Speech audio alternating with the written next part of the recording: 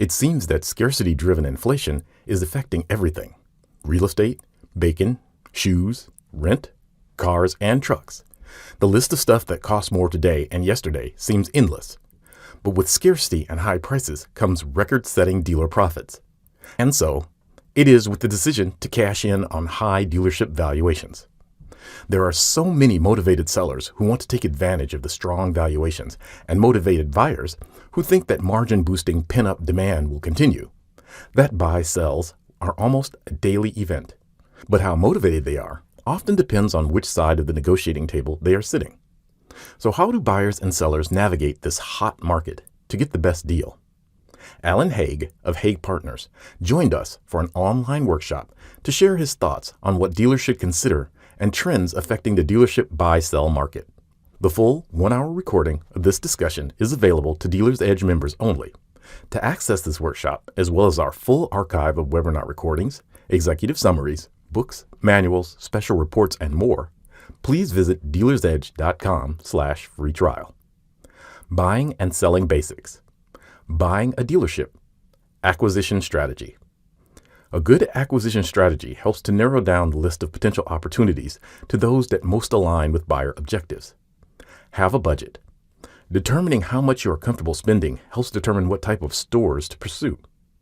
When asked how a general manager who wants to buy their first store might enter the market when competition from consolidators and big players is so fierce, Alan admitted that it's not as easy or affordable as it once was.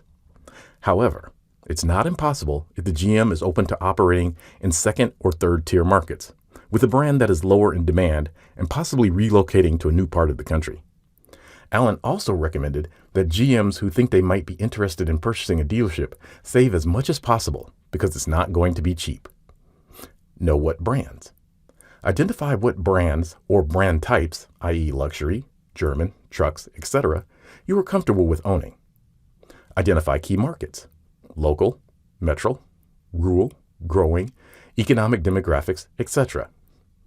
Consider other characteristics: turnarounds, low performers, high expenses, existing successful, union, non-union, etc.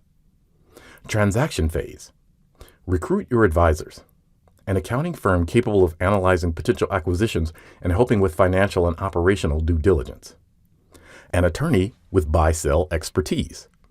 Lenders willing, capable to finance acquisitions. When asked how to obtain financing, Alan noted that there are many banks, such as Bank of America, JP Morgan, etc., who are equipped to help qualify buyers.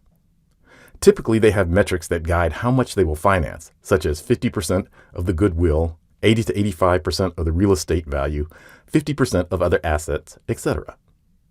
Some OEMs, such as Toyota Financial Services, Mercedes, VW, etc., have captive companies that will finance acquisitions. Alan noted that sometimes the OEMs will finance more deeply than commercial lenders will when it's their brand. Build your pipeline. See a lot of deals before making any offers. Be a good buyer. Be forthright, capable, and ready to make an offer for opportunities that fit your profile. Perform due diligence early and fast. Alan noted that the dealer community is a small one and that buyers who appear to deal dishonestly, unethically, or unpreparedly with sellers may find that their pool of opportunities shrink. Post-closing recommendations. Live in the store. To ensure a smooth transition, Alan recommends spending time in the store to better understand the market, culture, strengths, weaknesses, competition, etc. Try to retain everyone. Because talent is hard to find these days, Alan recommends getting the message out that things are going to get better and that employees' jobs are safe. This approach provides the opportunity to properly evaluate staff and identify the keepers. Invest in people/facilities/brand.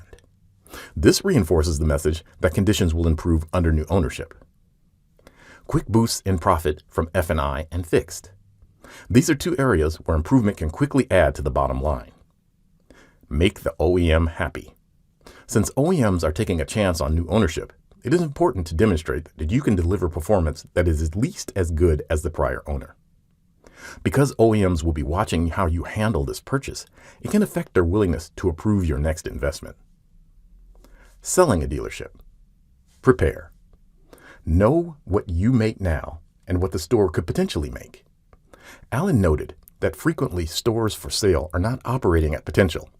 However, performers that show what it could make if meeting market averages, etc., are effective tools for establishing the selling price. Remove buyer concerns. Remove risk as much as possible. For example, there may be outstanding OEM facility actions that the buyer will be faced with to get approval. Having at least a bid from a qualified contractor to address OEM requirements can prevent surprises and help the buyer better understand what their exposures will be. Have real estate appraisals and CapEx estimates. Know what your real estate is actually worth. Going to market. Sell your story. Consider a limited auction with pre-qualified buyers. Create competition. Force buyers to compete for your business. Keep the party going. Don't forget to continue to keep the store running profitably. Don't fight the buyer. Ensure a smooth closing. Don't sweat the little stuff. Closing table and beyond. Know your assets and the contract. For example, excessive obsolete parts may not be accepted by the buyer, so it may be advantageous to dispose of them before closing. Expect some baggage. Don't be surprised by speed bumps. Have a plan. Know what you want to do once you no longer own the dealership.